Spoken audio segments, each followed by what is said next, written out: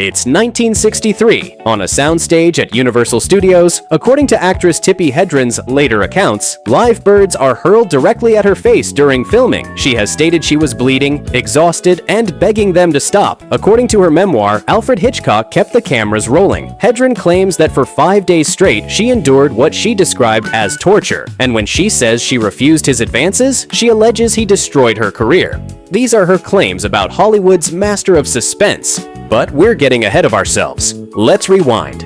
It's 1963. John F. Kennedy is in the White House, the Cuban Missile Crisis has the world holding its breath, and American families are watching the Beverly Hillbillies on their new color television sets. Teenagers are swooning over the Beatles' first recordings. Gasoline costs 31 cents a gallon, and drive-in movie theaters are packed every weekend with families escaping into Hollywood fantasies. The industry is still reeling from Marilyn Monroe's death just months earlier, and the old studio system that once controlled every aspect of actors' lives is beginning to crumble. But one man still wields absolute power over his sets, his stars, and his stories. That man is Alfred Hitchcock, and he's about to make his most controversial film yet. When most people think of Alfred Hitchcock today, they picture the jolly showman introducing his television series, the brilliant architect of suspense, the director who gave us Psycho and Vertigo. But here's what might shock you. According to multiple accounts, behind the genius was a man who allegedly sexually harassed his leading ladies, a director haunted by childhood trauma, who reportedly used fear as a weapon both on screen and off, and someone whose dark obsessions created masterpieces while, according to some, destroying lives. Think you know the real Alfred Hitchcock? Think again. Stick around because we've got revelations from documented sources that will completely change how you see this Hollywood legend, and you'll never watch his films the same way again. Truth number 1. The Tippi Hedren allegations.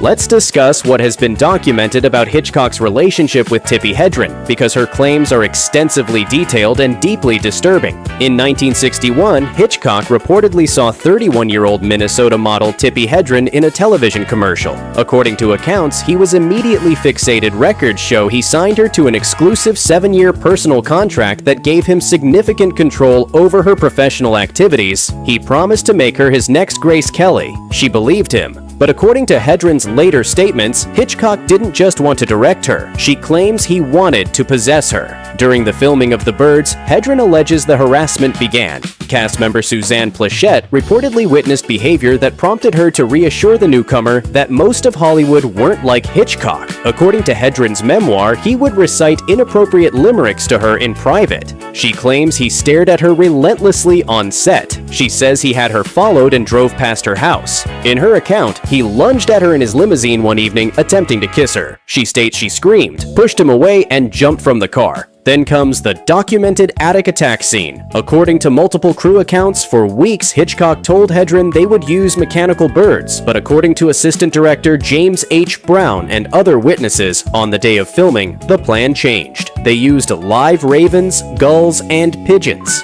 Multiple sources, including Hedren herself and crew members, confirm that for 5 full days, handlers wearing protective leather gloves threw birds directly at Hedren's unprotected face and body. Photographs and film footage verify the birds scratched her and pecked near her eye, drawing blood. Production records show that 12 crew members were hospitalized with injuries during the bird sequences. By Friday, according to witnesses, Hedren collapsed from exhaustion. A physician examining her reportedly ordered a week's rest. According to accounts, Hitchcock was reluctant to halt production. The doctor allegedly responded, "What are you trying to do? Kill her?" The Birds made her a star. Critics compared her favorably to Grace Kelly, but according to Hedren's statements, when she refused Hitchcock's continued advances, everything changed. She claims that on their next film, Marnie, he made explicit propositions. When she says she rejected him again, she alleges he became cold and vindictive. According to Hedren's account, he told her, "I'll ruin your career." She claims he did exactly that. When she asked to be released from her contract, according to her statements, he refused, but also refused to let her work for anyone else. She says other directors wanted to hire her, but Hitchcock blocked them. For years, according to Hedren, she remained legally bound to a man who would neither use her nor free her. These are Hedren's allegations, which she made publicly starting in the 1980s and detailed extensively in her 2016 memoir. To understand the patterns that allegedly shaped Hitchcock's behavior, you have to go back to a documented childhood incident at a London police station. Truth number 2. The childhood trauma that reportedly forged the master of fear. Alfred Joseph Hitchcock was born on August 13, 1899, in Leytonstone, London, to William and Emma Hitchcock. His father ran a greengrocer's shop and dealt in poultry. They were strict Catholics, devout to the point of severity. Young Alfred, called Fred by his family, was reportedly a nervous, overweight child who kept to himself. When Alfred was approximately 5 or 6 years old, the age varies in his different tellings. His father decided to teach him a lesson. The exact offense was never clearly specified, but William Hitchcock's punishment became one of Hitchcock's most frequently told stories. According to Hitchcock's own repeated accounts in multiple interviews, his father sent young Alfred to the local police station with a sealed note. The boy, innocent and obedient, handed it to the duty officer. According to Hitchcock's version of events, the policeman read the note, looked down at the child, and locked him in a cell. "This is what we do to naughty boys," Hitchcock claimed the officer said. In Hitchcock's telling, he stood alone in that cell for 5 to 10 minutes, terrified, believing he would be imprisoned forever. When they finally released him, he said he ran home. But according to his account, his father showed no remorse. This was the intended lesson. Authority figures have absolute power, and if you step out of line, they will cage you. Hitchcock stated in numerous interviews that he carried this trauma his entire life. He reportedly developed an intense phobia of police and authority. He told interviewers he refused to drive because he was terrified of being pulled over. He claimed he never parked illegally. He told this story repeatedly throughout his career, and observers noted his hands sometimes trembled slightly when recounting it. Biographer Donald Spoto and others have documented this as someone who learned early that all rules are potential traps set by those in power that reported fear of authority, and that apparent obsession with control would allegedly define every frame he would ever film. In The Wrong Man, in North by Northwest, in Frenzy, innocent people are relentlessly pursued by law enforcement, which biographers have suggested reflected that terrified child within him. But according to biographical accounts, the psychological influences didn't end there. Multiple biographers have described Emma Hitchcock as domineering and controlling. The reported psychological weight of this relationship appears to have shaped his entire view of maternal figures, which may explain why, after his mother's death in 1942, Hitchcock began portraying what critic Robin Wood called notorious monster mothers in his films. This is reportedly someone who learned to channel fear, control, and psychological manipulation into art. But first, he would meet the one person who saw through all of it and married him anyway. Truth number 3. Meeting Alma, the woman who saved and shaped him. In 1921, Hitchcock was 22 years old, working at famous Players Lasky Studio in London as a title card designer, and then he met Alma Reville. Here's what's documented. Alma was only 21, but she had already been in the film industry for 6 years. Records show she started at 16 as a rewind girl at Twickenham Studios, quickly rising to cutter, then editor, then assistant director. By the time Hitchcock met her, according to industry records, she had far more experience and status than he did, as Hitchcock himself loved to point out in interviews. "She was much grander in the business than I was." She was tiny, barely 5 feet tall, red-haired, and by all accounts highly intelligent. But according to biographical accounts, Hitchcock was reportedly paralyzingly shy, socially awkward, and convinced no woman could ever love him. He weighed over 200 pounds and had little confidence. And Alma? She was dating someone else. According to biographers, for 2 years, Hitchcock pined silently. He reportedly engineered reasons to work on projects she was editing. But according to accounts, when he finally asked her out in 1921, she declined. Then something shifted. According to biographical sources, Alma started noticing not his appearance, but his mind. When he showed her storyboards for The Pleasure Garden in 1925, his first film as director, she reportedly recognized genius in his visual storytelling. She ended her other relationship. She took a chance on the anxious man who drew pictures of his films before he shot them. Records confirm they married on December 2, 1926, at the Brompton Oratory in London. Alma converted to Catholicism for him, and here's where multiple sources agree. Their marriage became one of the greatest creative partnerships in film history. Alma wasn't just a wife, according to those who worked with them. She was Hitchcock's editor, his script consultant, his harshest critic, and according to numerous accounts, the only person whose opinion could change his mind. On every single film, from The 39 Steps to Psycho to The Birds, multiple sources confirm Alma watched the dailies and told him what worked and what didn't. Colleagues described her as brutally honest. She reportedly caught continuity errors, weak performances, and flawed story logic that everyone else missed. She has a sense of construction which is absolutely devastating, Hitchcock stated in interviews. According to well-documented accounts, she noticed Janet Leigh inadvertently swallowing after her death scene in Psycho, forcing them to cut that single frame. Multiple collaborators reported she spotted when performances rang false and knew when dialogue didn't work. And here's the documented tension. As Hitchcock became increasingly focused on his blonde actresses, Grace Kelly, Kim Novak, Vera Miles, Tippi Hedren, Alma witnessed it all. According to some biographical sources, she knew about the fixations and the allegedly inappropriate behavior. There are even suggestions in biographer Patrick McGilligan's research of a brief, possibly platonic relationship between Alma and screenwriter Whitfield Cook in the late 1940s, though the details remain unclear and unconfirmed. But she stayed. Biographers have speculated why. Perhaps because she understood something others didn't, that Hitchcock's obsessions were projections, fantasies, unreachable ideals, while his dependence, his need, was for her alone.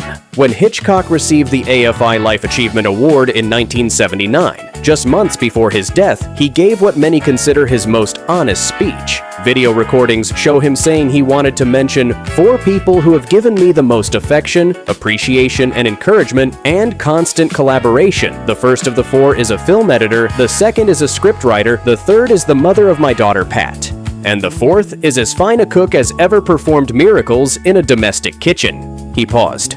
And their names are Alma Reville. As film critic Charles Champlin wrote after Alma's death, the Hitchcock touch had 4 hands, and 2 of them were Alma's. Now here's what film historians discuss. While making headlines for his blonde fixations and his allegedly controlling behavior, Hitchcock was also creating something else entirely, a professional relationship with another blonde actress that would define both their careers. Truth number 4, Grace Kelly, the one who got away. In 1954, Alfred Hitchcock was at the height of his creative powers, and then he discovered Grace Kelly. Born into a wealthy Philadelphia family, Kelly was a 24-year-old actress who had just made High Noon. She was elegant, cool, sophisticated, reportedly everything Hitchcock had been searching for. He cast her in Dial M for Murder, and according to those on set, he instantly recognized he had found something special. Unlike many actresses, according to studio records, Kelly had power. Her family's wealth meant she didn't need Hollywood financially. When MGM tried to control her career, documented accounts show she went on suspension rather than accept roles she didn't want. When Hitchcock offered her Rear Window, she had to choose between that and On the Waterfront with Elia Kazan. She chose Hitchcock. According to interviews she gave at the time, it was because she trusted him.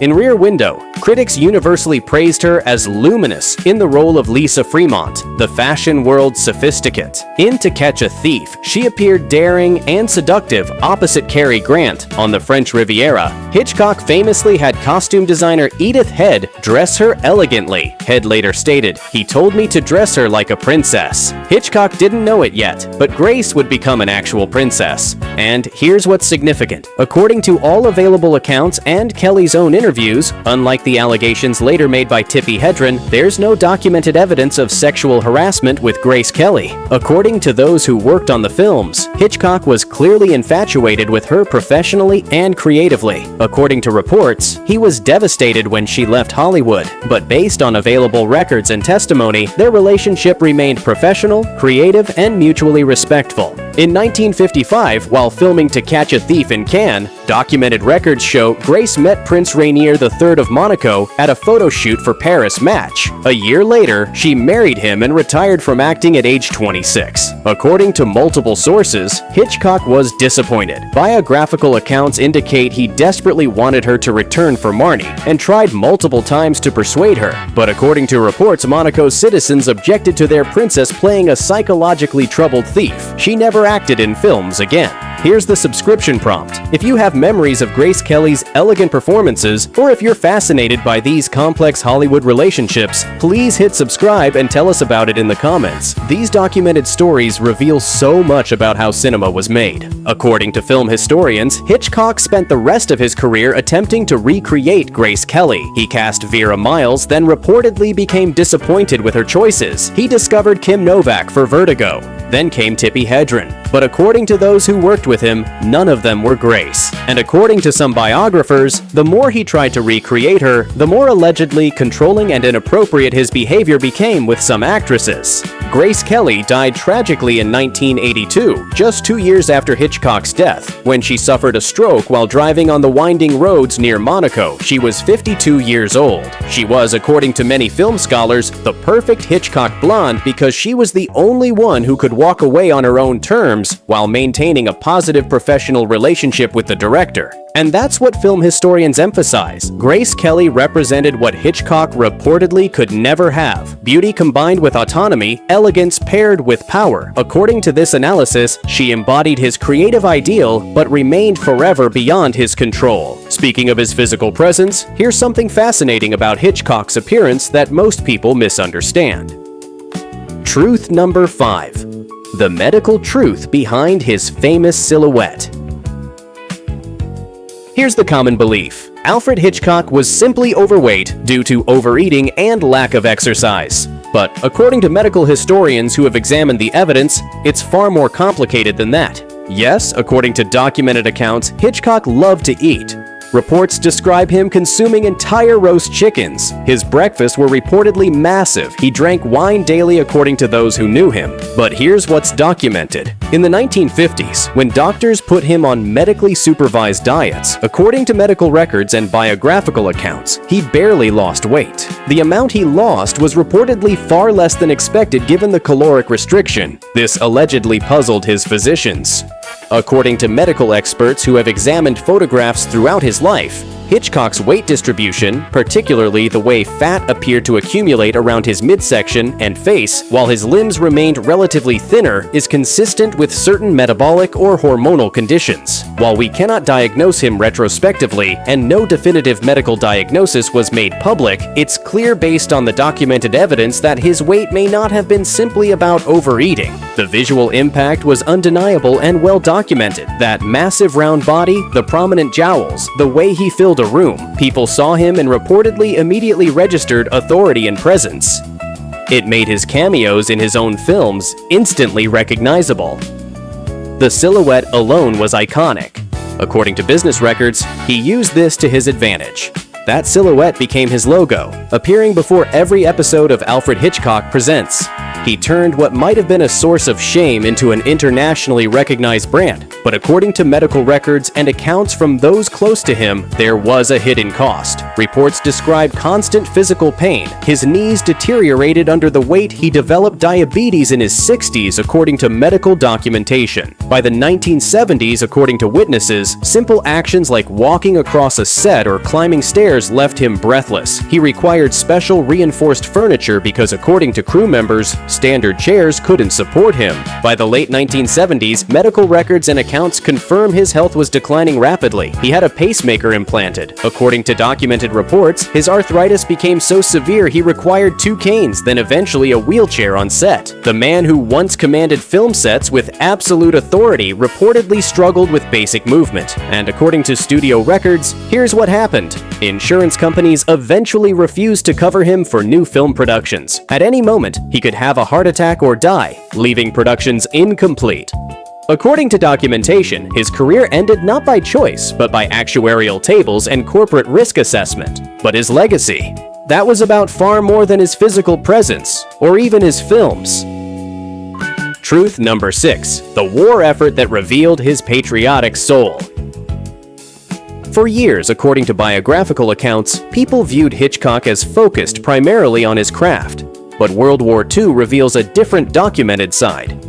In 1939, Hitchcock moved to America to make Rebecca. Britain went to war. The Luftwaffe began bombing London. According to records, his mother and siblings were all still there, sheltering in underground stations during air raids, and Hitchcock was making movies in California, growing wealthy while his countrymen faced danger. According to newspaper accounts from the time, the British press began questioning him. Articles asked why Hitchcock wasn't contributing to the war effort. According to biographical sources, the guilt affected him. In 1943, according to documented records, Hitchcock approached the British Ministry of Information and volunteered to make propaganda films without payment. Records show they assigned him 2 short films supporting the Free French Forces, Bon Voyage and Aventure Malgache. But according to documented accounts, he didn't stop there. Records show he directed morale-boosting radio shows for the BBC. Broadcast to occupied France, he reportedly fundraised for British war relief, leveraging his Hollywood fame to extract donations. According to reports, he testified before the U.S. Treasury Department, advocating for more support for Allied forces. According to official records, the British government awarded him membership in the Order of the British Empire for his contributions, though according to accounts, he rarely mentioned it publicly. After the war, according to those who knew him, Hitchcock continued supporting various causes, though specific documentation of large-scale charitable work is limited in public records. This documented record shows the complexity of Alfred Hitchcock. According to multiple accounts, someone capable of the alleged mistreatment of Tippi Hedren, while simultaneously working tirelessly for his country during wartime. According to those who knew him, he could allegedly be cruel and generous, controlling and patriotic, sometimes simultaneously. But according to medical records, his body was failing him in ways that even his wealth and fame couldn't overcome. Truth number 7. The cruel final years and the loss of everything. According to medical documentation and accounts from those close to him, the final years of Alfred Hitchcock's life were marked by declining health that stripped away everything that defined him. By 1975, according to medical records and witnesses, he was suffering from arthritis so severe he could barely walk without canes. His knees, destroyed by decades of bearing over 300 pounds according to physicians, finally deteriorated. Medical records confirm he developed diabetes. His kidneys began failing. He was hospitalized repeatedly according to documented accounts. His last completed film, Family Plot, was released in 1976. Critics noted it was lighter than his usual work. But according to those close to him, the truth was simpler. He was dying, and he knew it. According to studio records, he began planning another film, The Short Night, a spy thriller. He hired screenwriter Ernest Lehman, then reportedly fired him. He hired David Freeman to rewrite. But according to accounts, his health kept deteriorating. In 1979, according to documented reports, Universal Studios informed him they couldn't greenlight The Short Night with him directing. The insurance risk was too high, according to the studio. According to available accounts, the man who revolutionized cinema was forced to stop not because he lacked ideas or talent, but because actuaries determined he was too likely to die mid-production. In late 1979, according to interview transcripts, Hitchcock became emotional when discussing his inability to work, something colleagues said they had rarely witnessed. According to the interviewer's account, when asked about not being able to work, his voice broke. On January 3, 1980, according to documented records, the British Consul General came to Universal Studios with papers making Hitchcock a Knight Commander of the Order of the British Empire. He was too ill to travel to London, according to reports. When a reporter asked why it took the Queen so long, according to accounts, Hitchcock quipped with characteristic humor, "I suppose it was a matter of carelessness." 4 months later, on April 29, 1980, at 9:17 a.m., according to the death certificate, Alfred Hitchcock died at his home in Bel Air. He was 80 years old. According to accounts, Alma was beside him, as she had been for 54 years. The documented cause, renal failure. His kidneys had failed, but according to records, Hitchcock had arranged how he would be remembered. Truth number 8. Death on his own terms. The final cut. According to documented records and accounts, here's what makes Hitchcock's death arrangements characteristic of his personality. Even at the end, he controlled the details.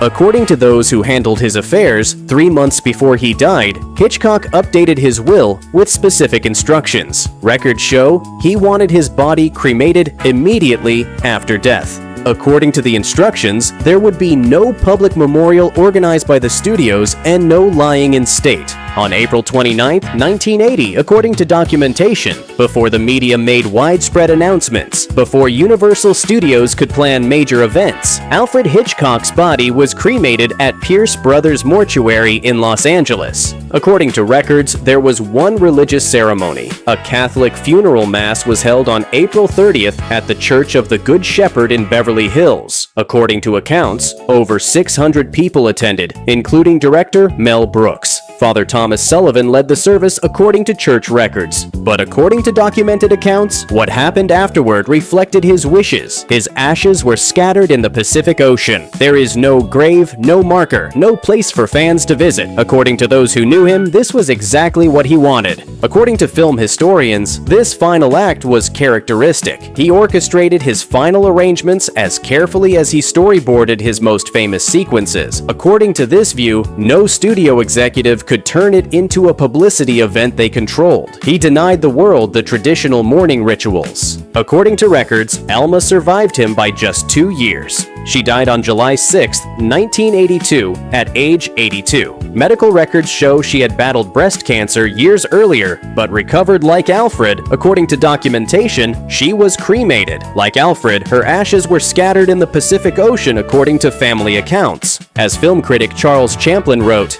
"The Hitchcock touch had 4 hands, and when both sets of hands were gone, all that remained were 53 films that changed cinema forever." Truth number 9. The blonde obsession, a pattern that defined his work. We've discussed individual women, but according to film scholars, here's the broader documented pattern. Hitchcock's focus on blonde actresses was both his creative signature and, according to some analysts, a revealing aspect of his psychology. According to documented statements, it started with his aesthetic preferences. His wife Alma was a natural redhead, but according to Hitchcock's own statements, she fit a certain type. Hitchcock explained in interviews, "My taste is based on English women, outwardly cold, inwardly passionate. I don't like women who have their sex hanging around their necks like jewelry." Over his career, according to film records, he cast a succession of blonde leading ladies. Madeleine Carroll in The 39 Steps, Ingrid Bergman in Notorious, Grace Kelly in 3 films, Kim Novak in Vertigo, Tippi Hedren in The Birds, and Marnie. According to interviews and accounts, with most of them, he maintained professional boundaries. Ingrid Bergman spoke warmly of their collaboration in later interviews. Grace Kelly reportedly trusted him based on her statements. But according to allegations, particularly from Tippi Hedren, with some, the dynamic allegedly became problematic. According to film scholars analyzing the pattern, he discovered them, he attempted to mold them professionally, he tried to maintain creative control. When they asserted independence, or, in Hedren's allegations, rejected him romantically, he either moved on, as with Grace Kelly, or according to Hedren's claims, retaliated. Film critics have noted that Vertigo, considered his masterpiece, explores this very dynamic. James Stewart's character attempts to transform Kim Novak into his idealized lost love. He controls her hair, her clothes, her movements. According to film scholars, it's uncomfortable to watch because it appears to mirror aspects of Hitchcock's own documented behavior with some actresses. And according to those who knew them, here's what biographers emphasize. Hitchcock was married to a brilliant woman who genuinely loved and understood him. Alma was his true creative partner according to all accounts. actors. Yet, according to documented behavior, he kept pursuing these professional relationships with blonde actresses that, in at least one case according to allegations, crossed ethical boundaries. According to film historians, this pattern gave us some of cinema's most iconic images, but according to those who analyze his life, it also revealed something complex about the man who created them. Truth number 10. The genius who never won, Hollywood's greatest snub. According to Academy Award records, here's perhaps one of the most notable facts about Alfred Hitchcock. He never won an Academy Award for Best Director. According to the official records, the man who directed Psycho, Vertigo, Rear Window, North by Northwest, The Birds, Notorious, and Rebecca was nominated 5 times for Best Director and never won. In 1940, according to Academy records, Rebecca wins Best Picture, but Hitchcock loses Best Director to John Ford. In 1945, he's nominated for Spellbound and loses. In 1955, nominated for Rear Window and loses. In 1961, according to records, Psycho is nominated and he loses to Billy Wilder. According to documentation, the Academy eventually gave him the Irving G. Thalberg Memorial Award in 1968, essentially a lifetime achievement honor. According to video recordings, his entire acceptance speech was, "Thank you very much indeed." According to film historians who have analyzed this, why did he never win? Some suggest the Academy voters saw him as a commercial director rather than a serious artist. Others have theorized his films were too popular and too entertaining. According to this analysis, in Hollywood's hierarchy, making audiences experience suspense apparently counted less than making them experience other emotions. But according to film scholars, here's the documented irony. Today, ask anyone to name great directors, and Hitchcock's name comes up immediately. Meanwhile, according to this view, some of the directors who beat him are barely remembered by general audiences. Marty won Best Picture in 1956 over Rear Window, according to Academy records. According to film historians, Hitchcock's legacy doesn't rest on awards. According to scholarly consensus, it rests on the fact that virtually every thriller made since has borrowed his techniques, his visual language, his understanding of suspense. Directors from Martin Scorsese to Steven Spielberg to Christopher Nolan have cited him as their primary influence in documented interviews. According to this assessment, he lost the battles but won the war. Which of these documented facts about Alfred Hitchcock shocked you most? Was it the detailed allegations of Tippi Hedren regarding the filming of The Birds? The childhood trauma he himself repeatedly described about being locked in a jail cell? His documented 54-year marriage to Alma Reville, the collaborator whose contributions many film scholars say were essential to his success? Or the documented fact that Hollywood's most influential director never actually won an Oscar for directing? Let us know in the comments what caught you completely off guard. These documented stories reveal the complicated, brilliant, and according to various accounts, sometimes troubling reality behind one of cinema's greatest artists.